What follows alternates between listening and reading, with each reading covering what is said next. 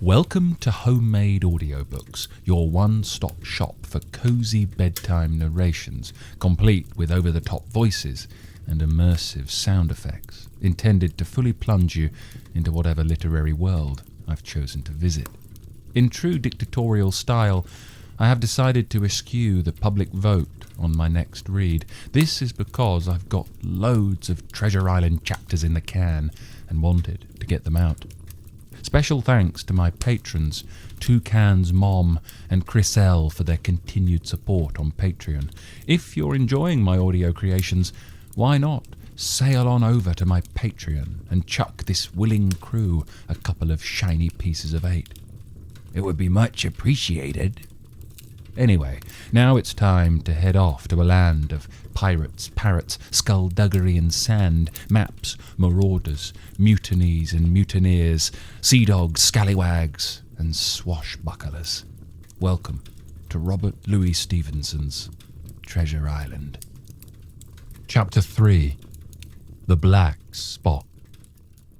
About noon I stopped at the captain's door with some cooling drinks and medicines. He was lying very much as we had left him, only a little higher, and he seemed both weak and excited. "Jim," he said, "you're the only one here that's worth anything, and you know I've always been good to you. Never a month but I've given you a silver fourpenny for yourself. And now you see, mate, I'm pretty low and deserted by all. And Jim, you'll bring me one noggin of rum now, won't you, matey?" "The doctor," I began, but he broke in cursing the doctor in a feeble voice, but heartily. "Doctors is all swabs," he said. "And that doctor there, why, what do he know about seafaring men? I've been in places hot as pitch, and mates dropping round with Yellow Jack, in the blessed land a heaving like the sea with earthquakes. What do the doctor know of lands like that? And I lived on rum, I tell you. It's been meat and drink and man and wife to me, and if I'm not to have my rum now, I'm a poor old hulk on a leash, or my blood'll be on you, Jim. And that doctor swab." And he ran on again for a while with curses. "Look, Jim, how my fingers fidges," he continued in a pleading tone. "I can't keep 'em still, not I.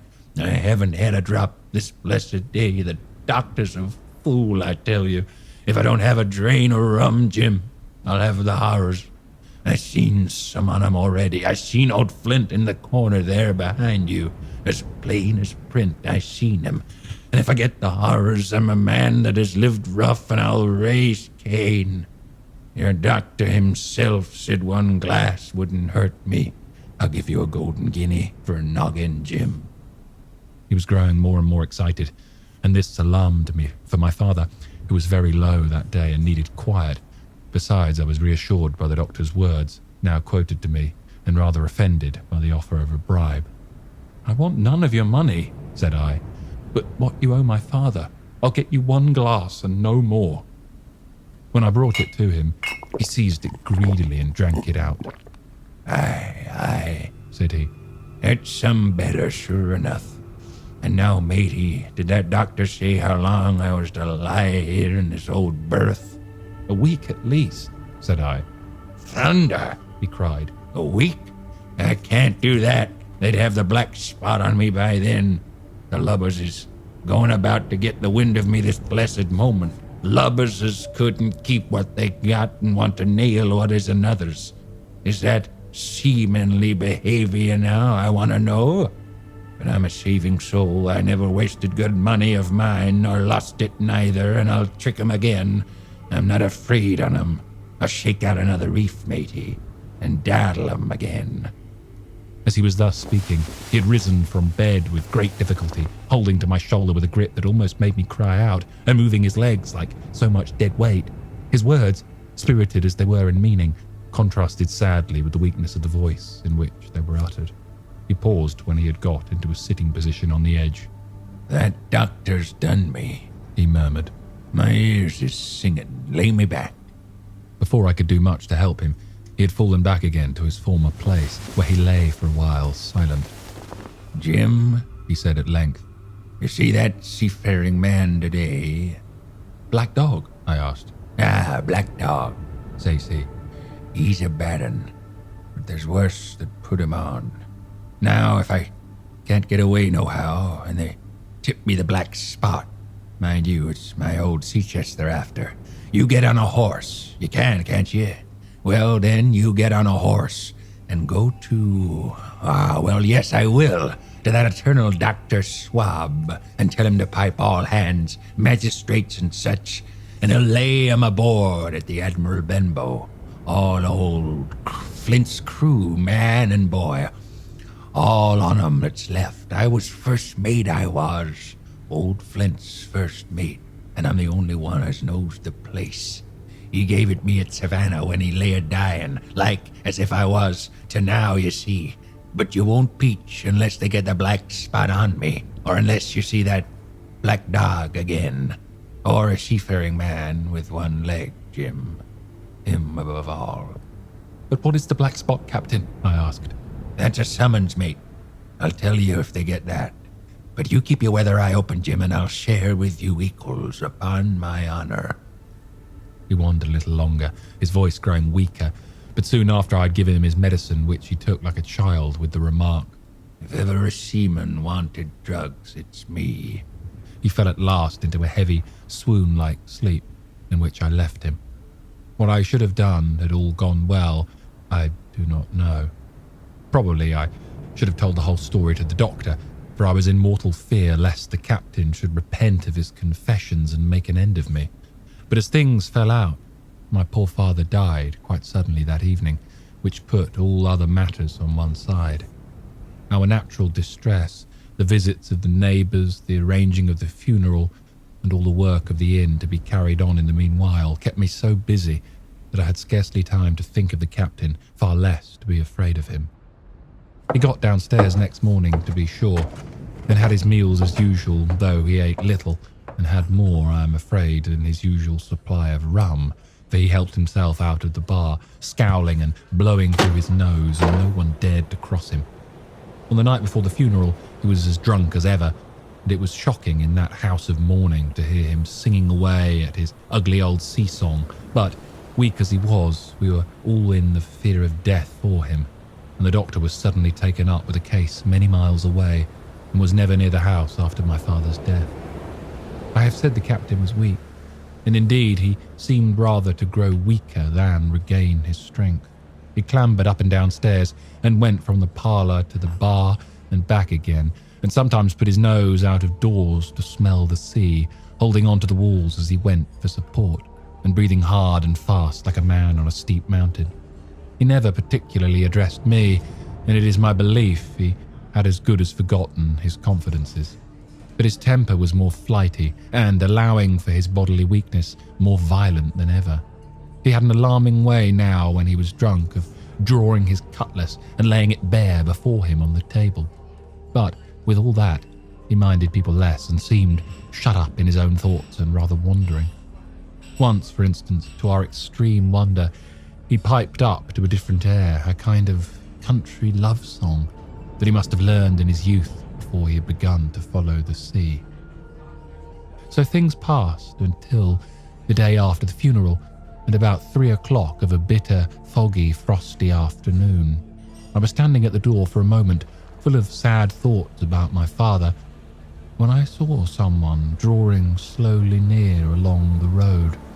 He was plainly blind, for he tapped before him with a stick, and wore a great green shade over his eyes and nose, and he was hunched, as if with age or weakness, and wore a huge old tattered sea cloak with a hood that made him appear positively deformed. I never saw in my life a more dreadful-looking figure. He stopped a little from the inn, and, raising his voice in an odd sing-song, addressed the air in front of him. Will any kind friend inform a poor blind man who has lost the precious sight of his eyes in the gracious defence of his native country, England, and God bless King George, where or in what part of this country he may now be? You were at the Admiral Benbow, Blackhill Cove, my good man, said I. I hear a voice, said he. a young voice, Will you give me a hand, my kind young friend, and lead me in? I held out my hand, and the horrible, soft-spoken, eyeless creature gripped it in a moment like a vice. I was so much startled that I struggled to withdraw, but the blind man pulled me close up to him with a single action of his arm. Now, boy, He said, take me to the captain. "Sir," said I, "upon my word, I dare not." Oh, He sneered. that's it. Take me in straight or I'll break your arm. And he gave it, as he spoke, a wrench that made me cry out. "Sir," said I, "it is for yourself I mean. The captain is not what he used to be. He sits with the drawn cutlass. Another gentleman—" Come now, march. interrupted he, and I never heard a voice so cruel and cold and ugly as that blind man's.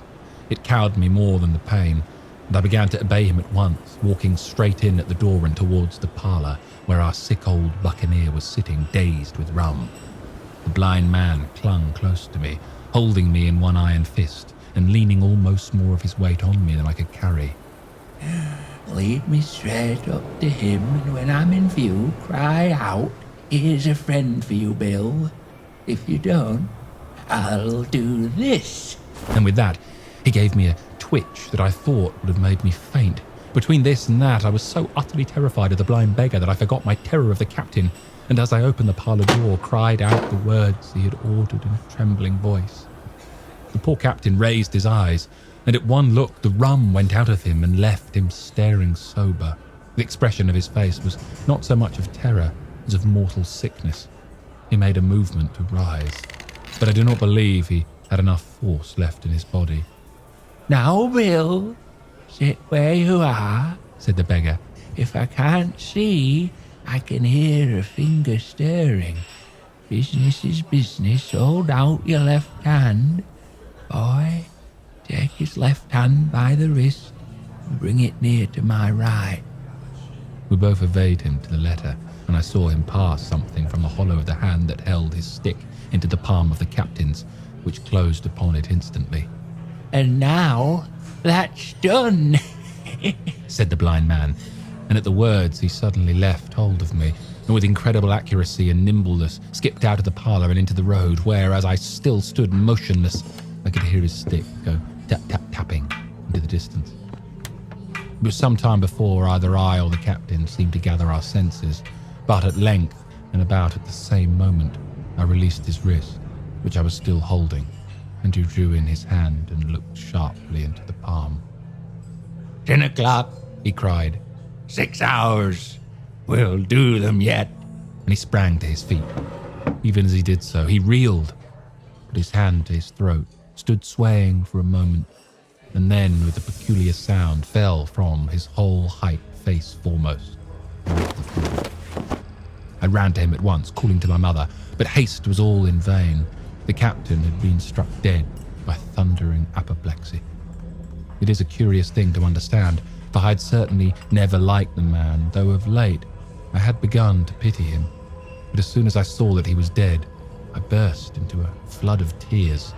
It was the second death I had known, and the sorrow of the first was still fresh in my heart.